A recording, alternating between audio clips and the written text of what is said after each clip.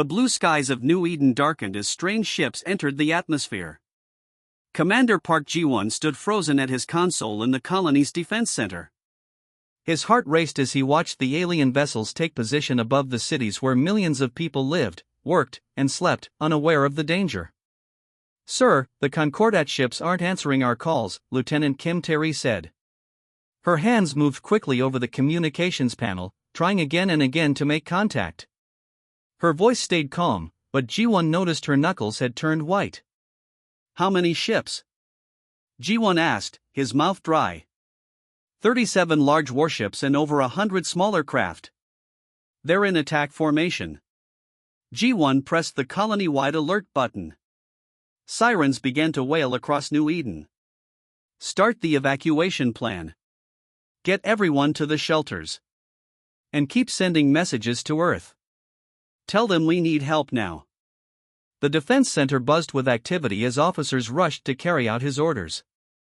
New Eden was humanity's first colony beyond the solar system. They had built it as a symbol of peace.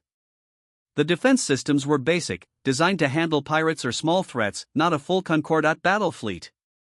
"Why are they here?" Ji-won whispered to himself. The Concordat, a group of alien species that controlled much of the galaxy, had signed peace treaties with Earth just 3 years ago. This made no sense. The first attack came without warning. Bright beams of blue-white energy sliced through the clouds. The colony's shields glowed bright for a moment, then failed. Buildings that had taken years to construct vanished in seconds. The ground shook beneath the defense center. "Shield failure. We have multiple strikes on residential sectors," someone shouted. Ji-won grabbed the center's microphone. "This is Commander Park. All civilians head to emergency shelters immediately. This is not a drill." He tried to keep his voice steady, but fear clawed at his throat. His wife Sonny and their 5-year-old daughter Min worked and lived in the capital city, the area taking the heaviest fire. "Sir, we need to leave," his second-in-command urged. "The center won't hold much longer." Ji-won nodded. "Start emergency protocols. Copy all data. We need evidence of what's happening here." As they rushed to save what they could, Ji-won tried calling his family. No answer. He tried again. Nothing. The ceiling cracked above them as another blast hit nearby. "Everyone out. Head to evacuation point 3. They ran through corridors filled with smoke and frightened people. Outside, the beautiful colony they had built lay in ruins. The sky burned red and black. The screams of the injured mixed with the roar of falling buildings and the high-pitched whine of Concordat fighters. Ji-won led his team through the chaos. They helped those they could, pointing them toward shelters or medical stations.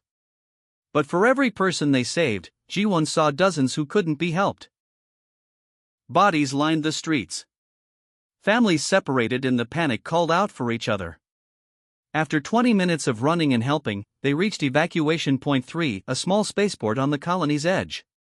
One last transport ship waited, its engines already running. "Commander Park." Sergeant Lee Hyuk waved from the ship's door. "Hurry. We can't wait much longer." Ji-won looked back at the burning colony. Somewhere in that inferno were his wife and daughter. He knew, deep down, they were already gone. Along with millions of others. "Sir, please." Lee shouted again. Ji-won turned and ran for the ship. As he boarded, Lee pulled him inside and the door sealed behind them. "Get us out of here," Ji-won ordered, his voice hollow. The transport shuddered as it lifted off. Through a small window, Ji-won watched his home of 5 years shrink below them. Fires spread across the landscape. Concordat ships continued their attack, methodically destroying everything humans had built. "The ship's sensors are recording everything," Lee told him. "We'll have proof of what they did here." Ji-won nodded, his eyes never leaving the window. New Eden disappeared beneath clouds of ash and fire. 23 million people. His family. Friends. All gone in a single morning.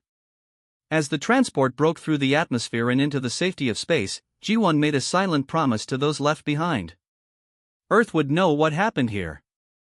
And the Concordat would learn that humans were not as helpless as they seemed. The ship jumped to lightspeed, carrying the survivors and the truth toward Earth. The emergency session of Earth's Security Council began at midnight. The room was packed with military leaders, politicians, and scientists. No one spoke as they waited. Heavy footsteps echoed in the hallway, and Commander Park G1 entered, followed by the 12 survivors from New Eden.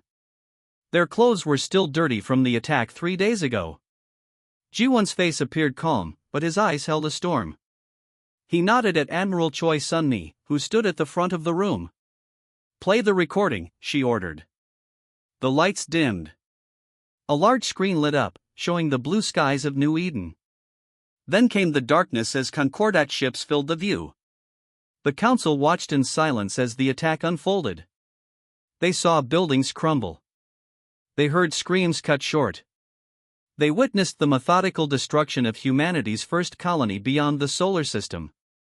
When the recording ended, no one moved.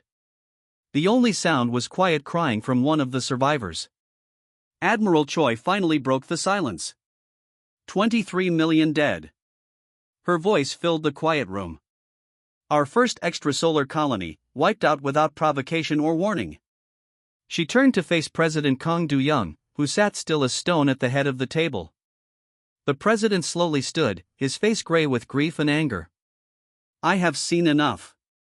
I am hereby authorizing Protocol Omega, effective immediately." Gasps echoed through the chamber. Many council members looked at each other in shock. Some had never heard of Protocol Omega.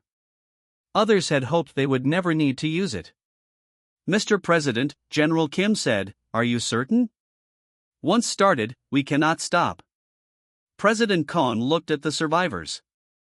"They gave us no warning. No chance to talk. No reason for their attack. If we do nothing, Earth will be next." He pressed his hand to a scanner on the table. A hidden panel slid open, revealing a red button. Without hesitation, he pressed it. "Protocol Omega is now active," a computer voice announced. Activation codes sent to all facilities. Far from the council chamber, deep beneath the lunar surface, lights flickered on in massive underground factories that had sat idle for years. Giant machines hummed to life. Similar complexes hidden throughout the solar system, in the moons of Jupiter, in the asteroid belt, beneath the ice of Europa, all awakened at once. Back in the council room, Admiral Choi approached G1, who stood at attention despite his exhaustion. "Commander Park," she said, her voice softer now, "you have seen their weapons. Their tactics. You survived when others did not. We need you." G1 nodded once. "How can I help?" "You will be our voice. The face of human resistance. The people need someone who was there, who can tell them what we face." For the first time since the attack, something sparked in G1's tired eyes. "I will see this through, Admiral." For New Eden. The next morning, as dawn broke over a frightened Earth, news of the attack spread. Billions watched recordings of the destruction. They saw the faces of the survivors. They heard G1's calm voice describe what had happened. By noon, the planet united in a way it never had before. Ancient enemies offered help to each other. Resources poured toward the war effort. Young people lined up to join the military. 1 week later, G1 stood on the observation deck of a shuttle heading to the moon. Below him, Earth grew smaller, a blue jewel in the blackness of space. Ahead, the moon's gray surface hid humanity's greatest secret. The shuttle landed at what looked like a small research base. G1 followed Admiral Choi through unmarked doors and down a long elevator shaft. The doors opened to reveal an underground city stretching for miles in every direction. Workers moved with purpose among massive assembly lines. Half-finished warships hung from enormous cradles. Weapons were tested in sealed chambers. Engineers hurried between stations, checking plans and making adjustments. "This is just one of 12 facilities," Admiral Choi explained. "We built them after our first contact with alien life, hoping we would never need them." "How many ships can we build?" G1 asked. With all facilities running at full capacity? 700,000 within 6 months. G1's eyes widened. The Concordat has no idea what's coming. No, they don't, Admiral Choi agreed.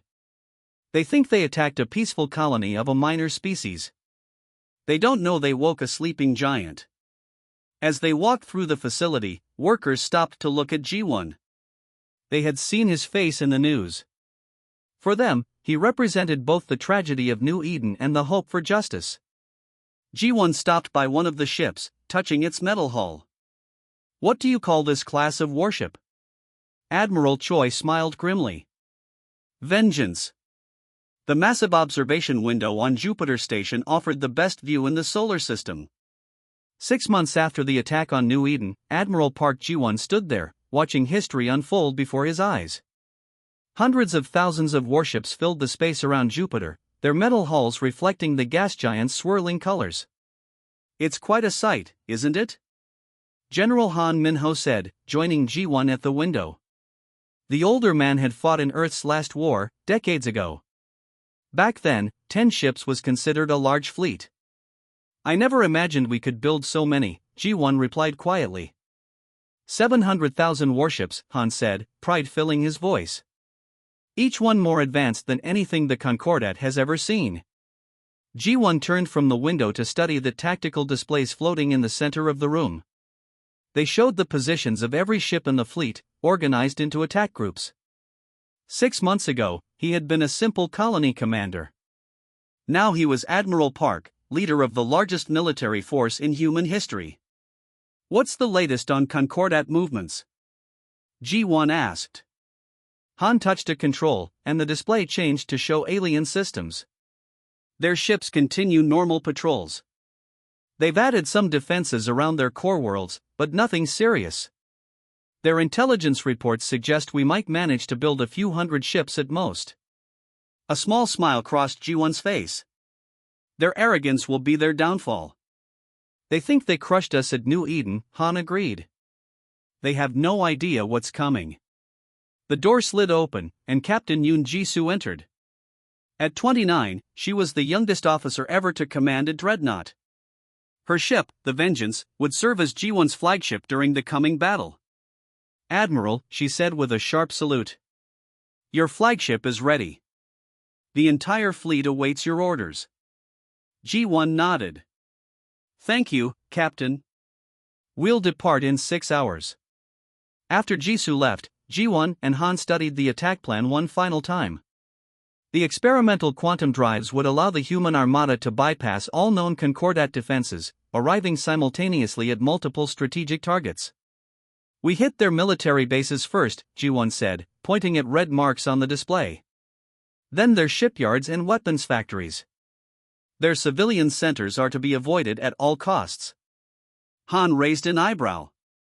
Some would say that's too merciful, after what they did to New Eden. Ji-won's face hardened. We are not like them. We don't kill innocent people to make a point.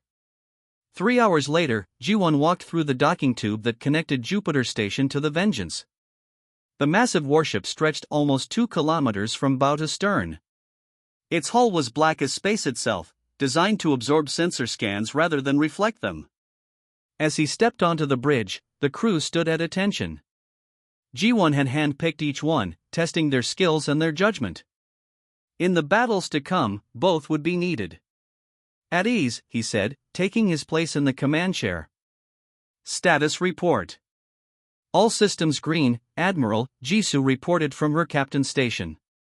The fleet reports ready for jump. Quantum drives are charged and synchronized. Ji-won touched the memorial patch on his uniform, a silhouette of New Eden with its population count, 23,572,419. He wore it over his heart, a constant reminder of why they fought. This wasn't about revenge alone. It was about justice. Open a channel to the fleet, he ordered. Ji-soo nodded, and a small light turned green on his chair. This is Admiral Park, he said, his voice calm but strong. 6 months ago, the Concordat attacked our colony without warning or mercy. They believed they were destroying a minor threat. They believed we would cower in fear. They were wrong. He paused, looking at the faces of his bridge crew. They had all lost someone at New Eden. Today, we show the galaxy that humanity will not be bullied or destroyed. Today, we fight not just for those we lost, but for all who will come after us. Our goal is not destruction for destruction's sake. Our goal is justice. He took a deep breath. All ships, prepare for quantum jump on my mark. May your aim be true and your hearts be strong. G1 nodded to Jisoo, who began the countdown.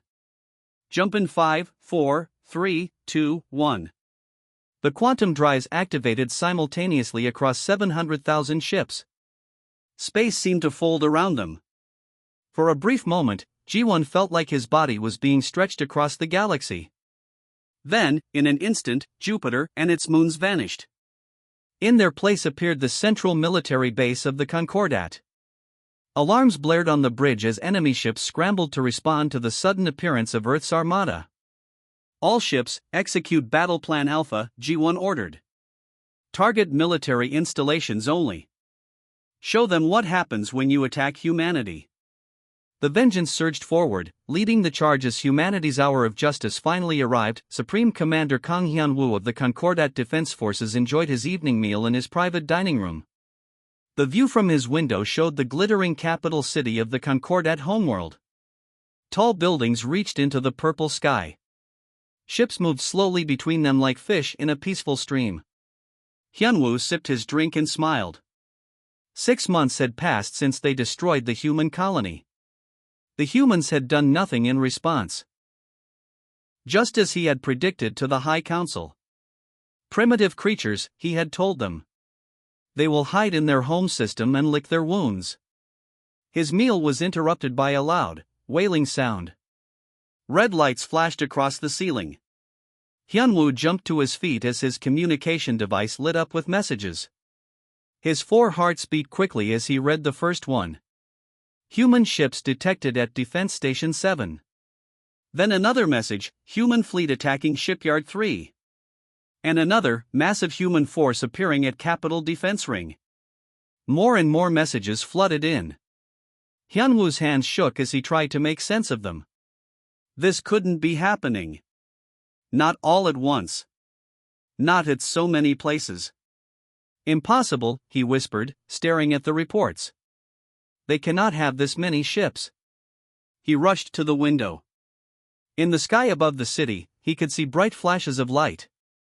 The Capital Defense Ring was under attack.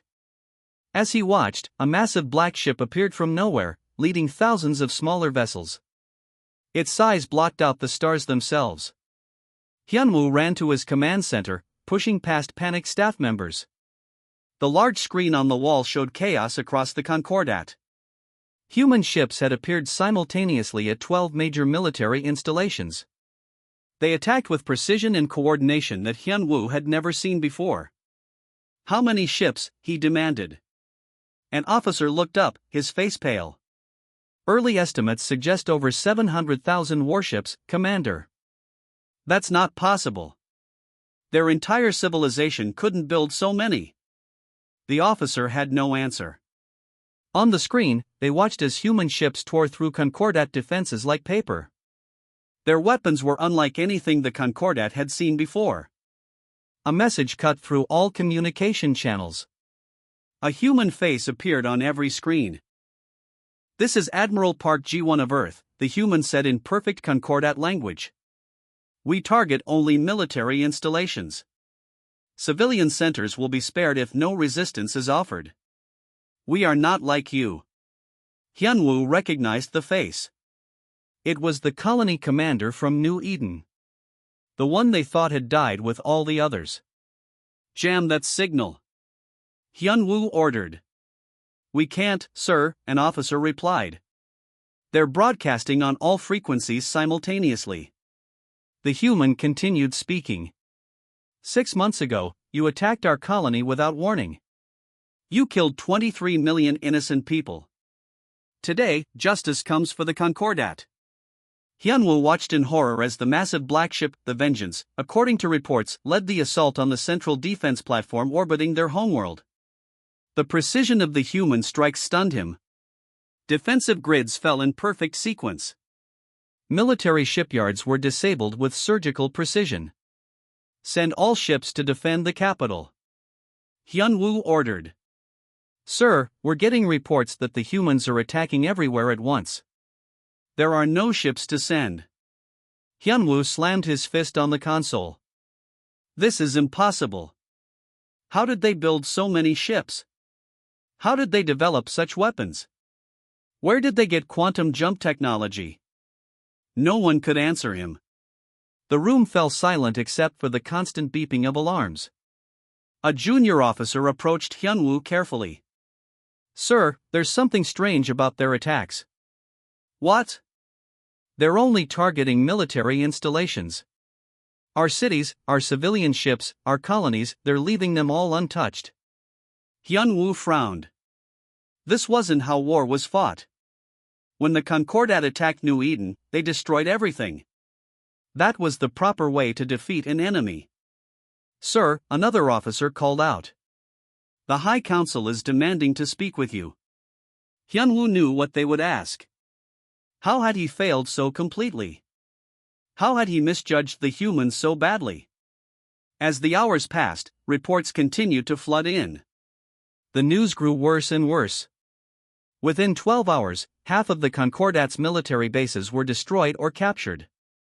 Within 18 hours, their shipyards were in ruins. By the 24-hour mark, 80% of their military capacity was gone. Hyunwoo sat alone in his command center, watching as the final defenses around the capital fell. The human ships moved with perfect coordination, destroying weapon platforms while avoiding civilian areas. A message arrived from the High Council. Supreme Commander, you are ordered to offer our surrender to the humans. Hyunwoo closed his eyes. For the first time in its 1,000-year history, the mighty Concordat had been defeated. And not just defeated, humiliated. The humans had shown that they could have destroyed everything, just as the Concordat had done to New Eden. But they chose not to. With shaking hands, Hyunwoo opened a channel to the Vengeance. This is Supreme Commander Kong Hyunwoo, he said, his voice hollow.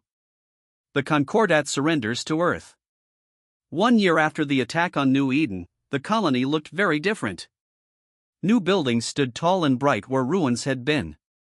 Trees and flowers grew in gardens that had been nothing but ash. The blue sky that had once filled with enemy ships now held only clouds and birds. At the center of the new capital city stood a special memorial.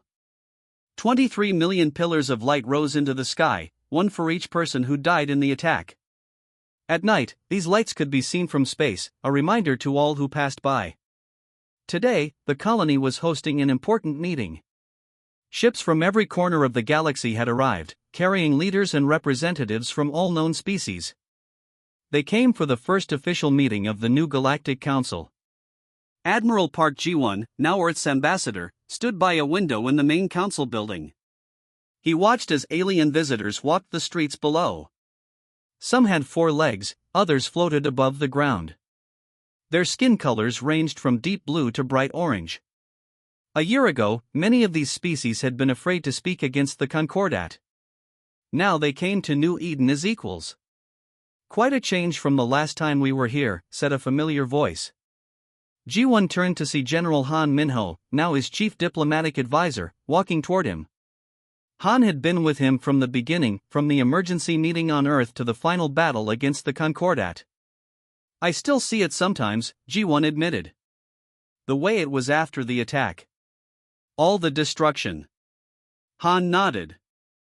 Many of us do. But look at what we've built from the ashes. Below them, human children played in a park with young aliens from 3 different worlds. The park had once been a crater left by Concordat bombs. The council session starts in 10 minutes, Han said. The Concordat representatives arrived an hour ago. Ji-won nodded. The Concordat still existed, but it had changed completely. After their surrender, the old leaders had been removed. The architects of the genocide had been tried and punished. Now the Concordat was just one voice among many in the new galactic order. Was it worth it? Han asked suddenly. The resources we poured into Protocol Omega could have built 100 colonies like this one. G1 watched the children playing below. A human girl was teaching an alien child how to play catch. We showed the galaxy that humanity will defend itself, G1 said. But we also showed restraint. We could have destroyed them completely. And that's why they respect us now, Han nodded. A soft bell rang through the building, calling everyone to the council chamber. G1 straightened his uniform, no longer military but diplomatic, though he still wore the New Eden memorial patch over his heart. The council chamber was circular, with seats for 50 different species.